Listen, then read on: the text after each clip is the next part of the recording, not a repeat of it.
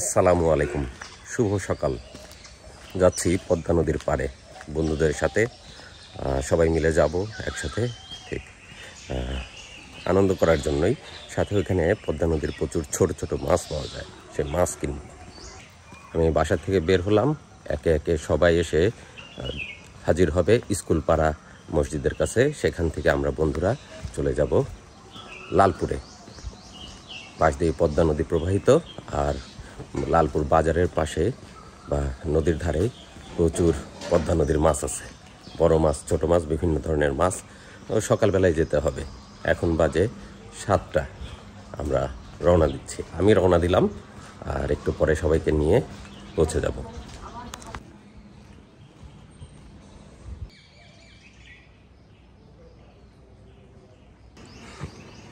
ঈশ্বরদী বাবুপাড়ার রাস্তা এটা। আমি বাবুপাড়ার রাস্তা দিয়ে রওনা দিলাম স্কুল পাড়া যাওয়ার উদ্দেশ্যে। সুন্দর করে রাস্তা সাজানো হয়েছে, চমৎকার। বাবুপাড়ার ভিতর দিয়ে যাচ্ছি আমরা। এটা হলো ঈশ্বরদীর শিশু বাগান, মানে SM হাই স্কুলের পিছনের একটা বাগান আছে, মেহগনি গাছ এবং শিশু গাছের। এখন শিশু গাছ কি আছে? মেহগনি গাছও আছে, সবই আছে, তবে গাছের সংখ্যা অনেক কমে গেছে। আমরা যখন স্কুল স্টুডেন্ট, মানে স্কুলের ছাত্র ছিলাম, তখন আমরা এই বাগানটা আমাদের হাত দিয়ে শুরু হয়। আমরা এই গাছ প্রথম রোপণ করেছিলাম এই বাগানে। সেই বাগানের অবস্থা বর্তমানে। আমরা বাগানের ভিতর দিয়ে স্কুল দিয়ে চলে যাব এখন স্কুল পাড়াতে। বাবুপাড়া থেকে আমার সাথে যোগ দিল ফ্রেন্ড মঞ্জিকে নিয়ে আমরা যাচ্ছি এখন, যেখানে বাকি সবাই অপেক্ষা করছে আমাদের জন্য, স্কুল পাড়াতে।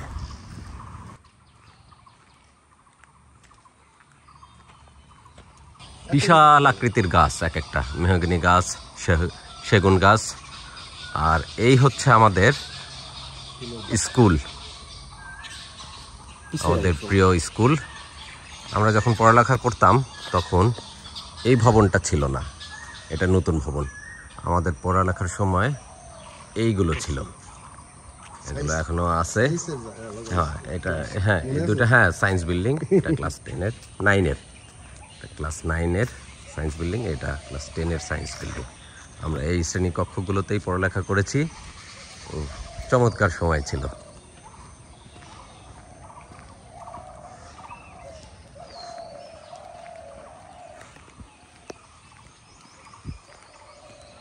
সারামারোয়ারি হাই স্কুল ঈশ্বরদীর অন্যতম প্রসিদ্ধ স্কুল।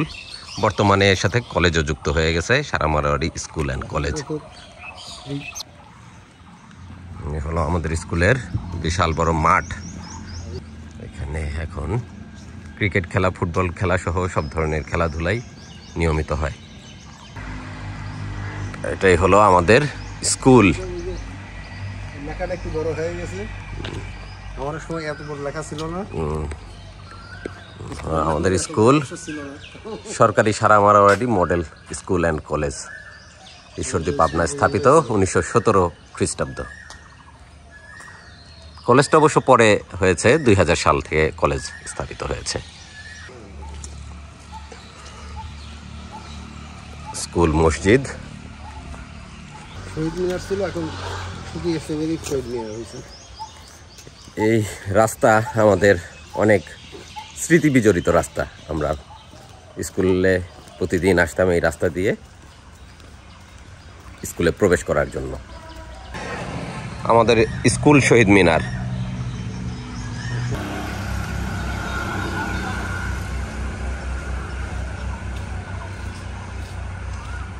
স্কুলের ভিতর দিয়ে আমরা চলে আসছি প্রধান সড়কে।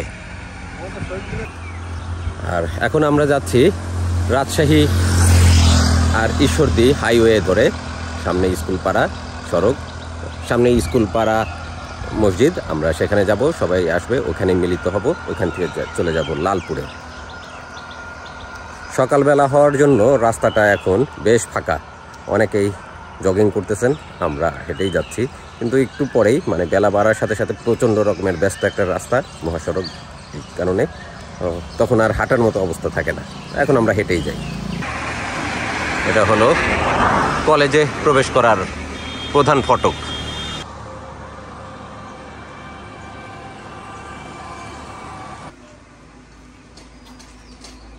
সবাই একে একে হাজির হয়ে গেছে, আর আমি আর রনি আসলাম গাড়ি বের করার জন্য। রনি গাড়ি বের করতেছে, ও গাড়ি নিয়ে আসছে ঢাকা থেকে। তো আমরা এখন রনির গাড়িতে যাব কয়েক ফ্রেন্ড, আর অন্যান্য সবাই যারা আসতেছে তারা বাইকে থাকবে।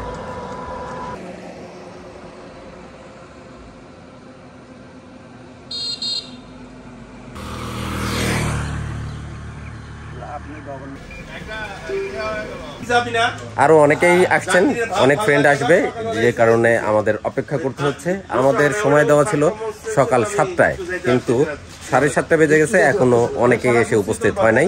আমরা 4 জন চলে আসছি। তো আমরা 4 জন অপেক্ষা করছি। আরো যারা যাওয়ার জন্য ইচ্ছা পোষণ করেছে তারা আসলে আমরা রওনা দিব মাছ কেনার জন্য। তোমরা কি চা খাইছো? চা আছে? ভাইয়ের কাছে চা দিচ্ছে? ভাই চা দিচ্ছেন? চিনি একটু কম দিয়েন ভাই। সকাল সকালেই দোকান খুলে ফেলছেন এবং চাও রাখছেন। আমরা চা খাবো। সকালবেলা 1 কাপ গরম চা।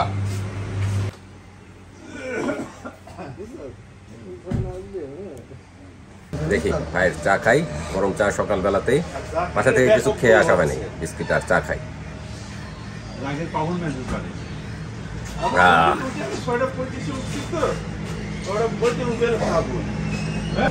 আমাদের হাজী সাহেবও চলে আসছেন বাইক নিয়ে।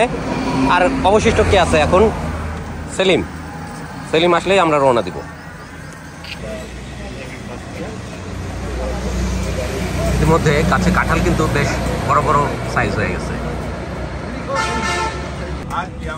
আমাদের সর্বশেষ পার্টনার সেলিম ভাই চলে আসছে, বেশ হেলে দুলে চলে আসতেছেন, তার জন্যই আমরা অপেক্ষা করছিলাম। ঈদ মোবারক। ওয়ালাইকুম আসসালাম। আমরা সবাই চলে আসছি। হ্যাঁ, ওকে।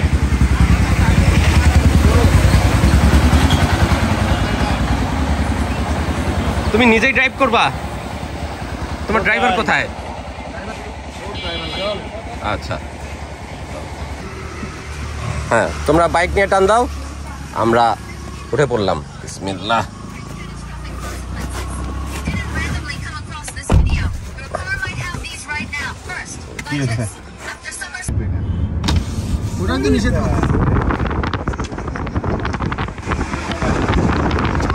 সকালবেলাতে বেশ সুন্দর ওয়েদার, ঠান্ডা ঠান্ডা আছে আজকে।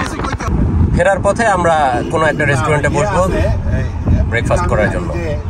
মোটামুটি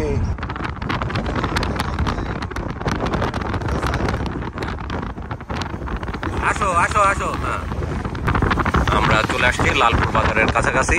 সামনেই আমরা খোঁজ করবো পদ্মা নদীর মাছের। সামনে যাবো, তাই তো? কেন এখন কোথায় যাবে? হ্যাঁ, সবাই নামতে পারবে কিনা? আমরা চলে আসছি লালপুরে। আমরা নেমে পড়ছি লালপুর বাজারে। সামনে লালপুর বাজার। দেখি এখানে নদীর মাছ কি পাওয়া যায় আজকে। আমরা চলে আসছি বাজারে। বাজে 8টা, এখনো বাজার তেমন ভাবে জমেই নাই। সাজিনা কত করে বিক্রি হচ্ছে? কত করে? কত সাজনা? 110 20 টাকা কেজি। চমৎকার চমৎকার লাউ। কত করে বিক্রি হচ্ছে? 35 40 30। মাছ কিনতে এসে কি লাউ কিনতেছো? লাউ আর মাছ ঘাটতে হবে। ঘাটতে হবে না? এই লাউ খালি টাকি মাছ ছোট ছোট পিস করে হালকা টমেটো দিয়ে দিতে হবে, বুঝছিস? তাহলে ঝোলটা একটু টক টক হবে। মিস করেন না কিন্তু ভাই। লেবু কত করে দিলেন? ভাই লাউ কত দিয়ে কিনলেন এটা? 30 টাকা নিল। মাছ কেনেন নাই? মাছ ওঠেনি এখনো? কলা আসতেছে। পাইকারি বিক্রি করে দিচ্ছেন কলা? ও, কিনে নিয়ে আসলেন আপনারা। বাজারে খুচরা বিক্রি হবে এখন। একদম টাটকা টাটকা সবজি বাজারে। তোমরা কি এখন বেগুন কিনবা? বেগুন কত করে দিচ্ছেন? 60 টাকা কেজি বিক্রি হচ্ছে বেগুন। এটা সবজির বাজার, এই দিক দিয়ে সবজি। আর মাছের বাজার এই পাশে, মাছ আর মাংস। বিশাল বিশাল মিষ্টি কুমড়া বিক্রি করতেছে ভাই, পাকা মিষ্টি কুমড়া। কত করে বিক্রি হচ্ছে এটা? 30 টাকা কেজি। ডাটা উঠছে, তরতাজা ডাটা।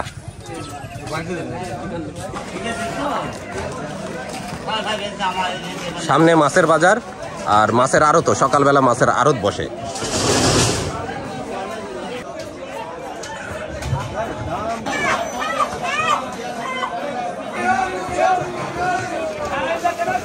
সকালবেলা মাছের আড়ত বেশ জমে উঠেছে। ক্রেতা বিক্রেতার আগডাকে একদম মুখরিত আড়ত। নদীর মাছ, বিলের মাছ, চাষের মাছ সব মাছই বিক্রি হচ্ছে পাইকারি এখানে।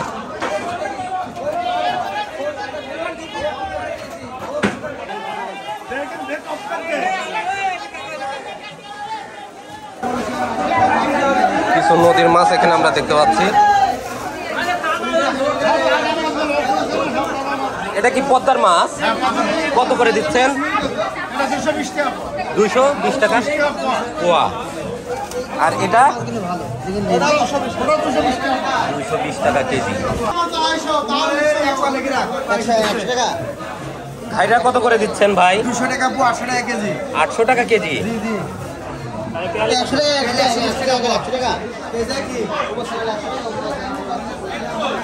তেমন নদীর মাছ দেখা যাচ্ছে না, চাষের মাছই বেশি। চাষের রুই মাছ, চাষের সিলভার, চাষের বড় বড় মাছ। এটা কয় কেজি ভাই? 5 কেজি। কত করে কেজি? 350 টাকা কেজি। আর শোল? 1000 টাকা কেজি। এটা 900 টাকা কেজি। আর খসল্লা? 700 টাকা কেজি। এটা 800 টাকা করে দেন, আর ওটি 600 টাকা করে দেন। রুবেল কি এই মাছ নিলা? হ্যাঁ। এটা কত করে দিল কাকি? কাকি এটা দিল 800 টাকা করে। এটা 800 টাকা কেজি। উনি আল্লাহ দান দে বাবা। 800 টাকা কেজি বাইলা মাছ, পদ্মা নদীর এবং অন্যান্য না এটি লাইকর নদী। খুব স্বাদের মাছ। আচ্ছা, আর এটা কত কত দিয়ে নিলা? ফসল্লা আর সব মিশানো 600 টাকা কেজি। 800, 600, 1400 টাকা। তোমার 1400 টাকা। ওখানে কতখানি হয়েছে? তাহলে কত টাকার মাছ নিলা রুবেল? এখানে 2250 টাকা। 2250। আর আগে আরো নিছো? 690 আর এখানে 480। আচ্ছা, এই তোমার মাছ যা কিনছো ছোট মাছ আর এই মাছ, এত ছোট মাছ কিনে ফেলছো? রুবেল এত মাছ কিনে ফেলছে।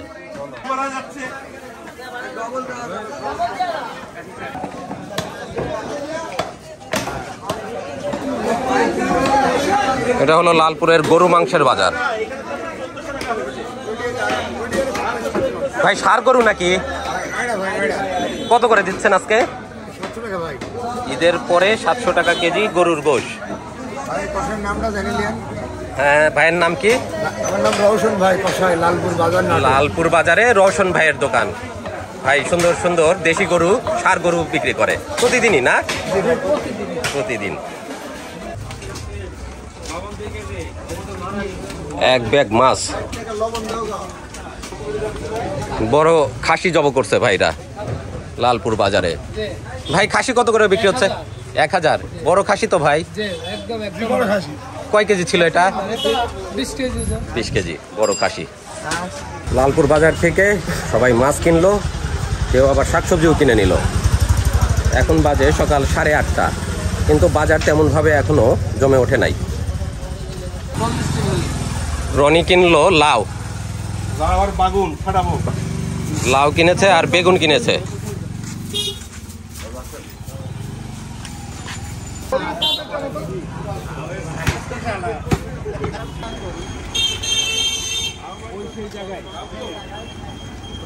হ্যাঁ,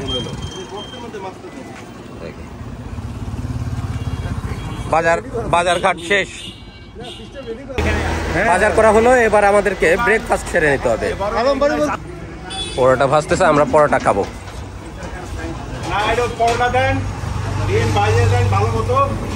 পরোটা ভাজতেছেন, গরম পরোটা দেরি হবে। কাকা আমাদের জন্য গরম পরোটা ভেজে দিচ্ছে।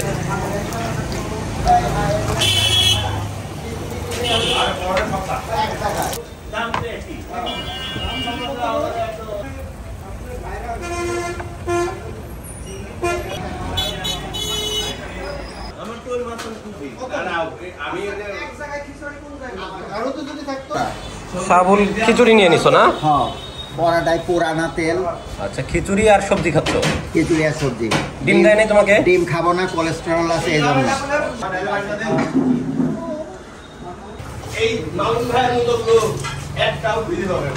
খাচ্ছ তোমরা? দিয়ে দিছে?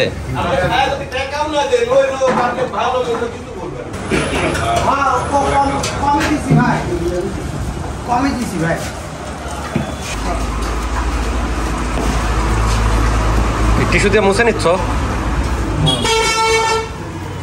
শিরাম তেল মারিছে রে। অবশেষে পরোটা দিয়ে গেছে।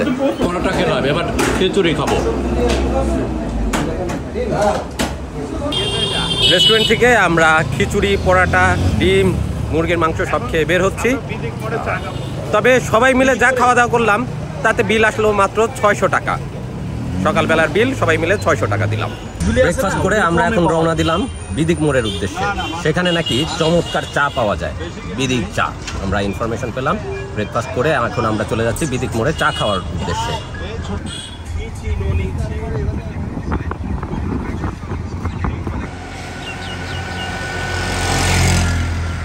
চলে আসছি আমরা বিদিক মোড়ের বিদিক চা খাওয়ার জন্য। এই দেখি সেলিম, এই হলো বিদিক চা, স্পেশাল টি বিদিক চা।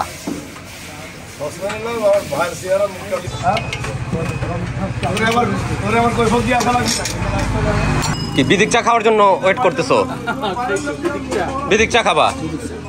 বিদিক চা খাবা? বিদিক চা খাওয়ার জন্য অপেক্ষায় আছে সবাই। মহাজন বসে আছে। চা ভালো? বিদিক চা কেমন? বিদিক বিদিক চা খুব ভালো। বলো বলো কেমন চা? আরে মালাই সহ চা না?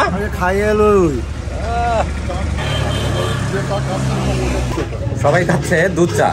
আমি আর শাহাবুল বরাবরের মতো আমার এই যে ফেভারিট লাল চাই খাচ্ছি।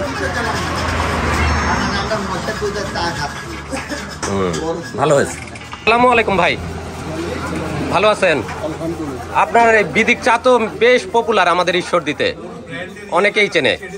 বাইরে থেকে অনেকে দূর দূরান্ত থেকেও চা খেতে আসে না? আচ্ছা, আপনার চায়ের মানে বৈশিষ্ট্য কি, স্পেশালিটি কি? প্রত্যেকটা ঈদের সময় আমি এই মোষের দুধ ব্যবহার করি। তার মানে আজকে আমার ফ্রেন্ডরা যে চাটা খাচ্ছে এটা দুধ হচ্ছে মহিষের? মহিষের দুধ। মহিষের দুধ দিয়ে বানানো এই চা? কোথায় আপনার মহিষের দুধ? এই যে জাল দিচ্ছেন যেটা, এটা এটা মহিষের দুধ? মাশাআল্লাহ, মহিষের দুধের চা তৈরি হচ্ছে। আর গেলেন কাঁচা দুধ আনা হলো। আর এই মহিষের দুধ কোথা থেকে সংগ্রহ করেন এত দুধ? কাইমারি চরে আনলাম। চর?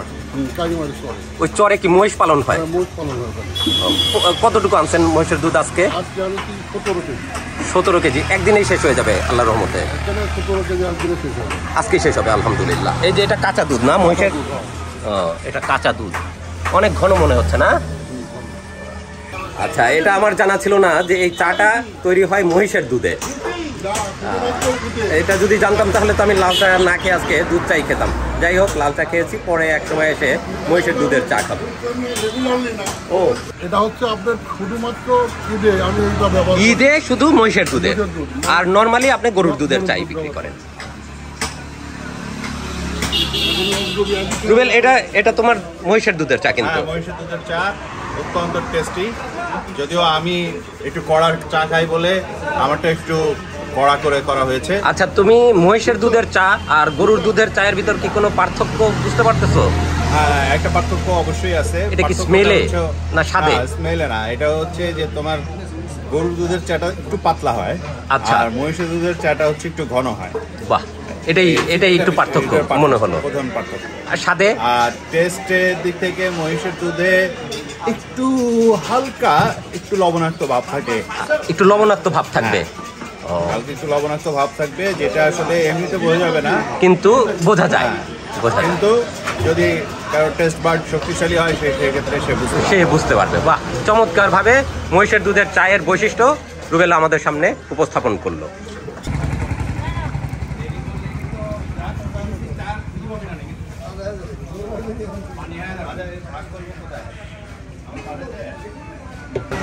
মহিষের দুধের মালাই চা তৈরি করতেছে ভাই। এখন কয় টাকা কাপ ভাই? এটা আমি 30 টাকা কাপ বেশি। 30 টাকা কাপ বিক্রি হবে মহিষের দুধের চা। আর গরুর দুধের? গরুর দুধের এটা 25 টাকা। 25 টাকা, 5 টাকা বেশি হবে মহিষের দুধের। মাছ কেনা শেষ, চা খাওয়া শেষ, এবার উঠে পড়ি।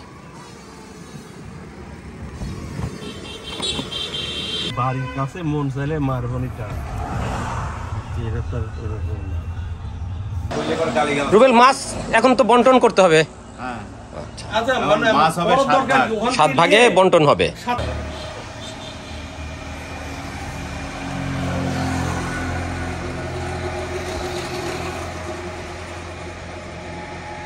মাছের ঝুড়ি, মাছের ব্যাগ।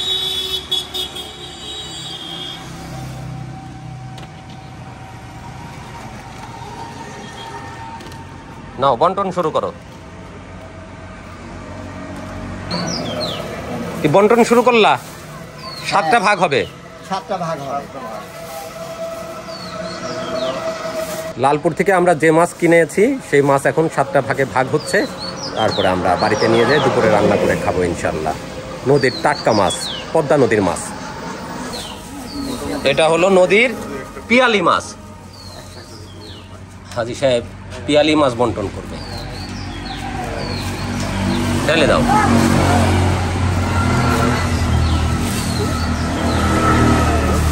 কয় কেজি এখানে?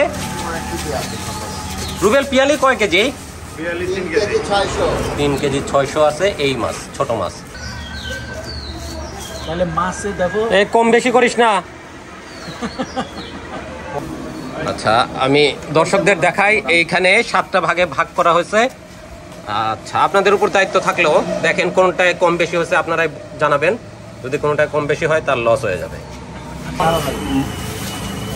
সাইজের মাছ বিভিন্ন। হ্যাঁ, এটা হলো ওয়াও, এখানে আছে বাইলা মাছ, তারপরে ঘাইরা মাছ, কিছু খসল্লা, বিভিন্ন প্রজাতির মাছ আছে এখানে। হ্যাঁ, একটা একটা করে দিয়ে দাও, ভাগে চলে যাক।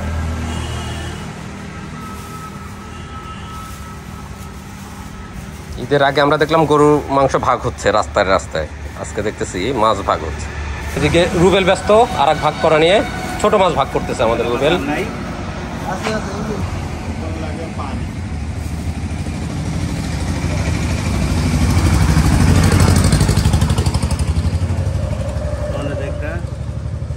হ্যাঁ, এনা এগুলাতে 3টা করে। 7 ভাগে বন্টন করা হলো। আমরা যে মাছ কিনলাম 3420 হিসাব হচ্ছে 570 টাকা। কি ভাগে? এক ভাগ কত? 570 570, ইনক্লুডিং খাওয়া। ও, খাবার সহ। আচ্ছা, মাছ বন্টন হয়ে গেছে 7 ভাগে। আর জনপ্রতি আমাদের খরচ 570 টাকা। যা মাছ কিনেছি আর আজকে আমাদের সকাল থেকে যা খরচ হলো এক একজনের ভাগে 570 টাকা আসছে। 570 টাকা দিয়ে আমরা এক ভাগ মাছ পাচ্ছি, সাথে সকালবেলার খাবার ফ্রি। 570 টাকা। এই যে রুবেলের কাছে সব টাকা জমা হচ্ছে। হ্যাঁ, 570 টাকায় তো 20 টাকা তোমাকে ফেরত দিলাম। 20 টাকা, 10 টাকা কি কমিশন? 10 টাকা পরে। ও আচ্ছা, 20 টাকা ফেরত পেয়েছি, আরো 10 টাকা আমি পাই এখনো।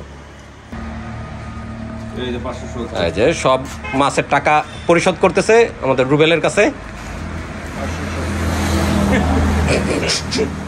এখানে কত হলো তাহলে? 2000 একে 3000 হইছে।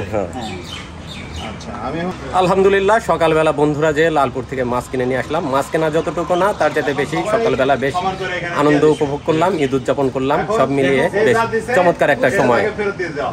সময় কাটালাম। এখন মাছ নিয়ে বাসায় পৌঁছে দিতে হবে। ছোট মাছ যেহেতু, বেশি দেরি করলে মাছ পচে যাওয়ার সম্ভাবনা আছে, সেই ক্ষেত্রে বাড়িতে মন খারাপ করবে। কাজেই আমরা মাছ নিয়ে তাড়াতাড়ি এখন বাসায় ফিরে যাব।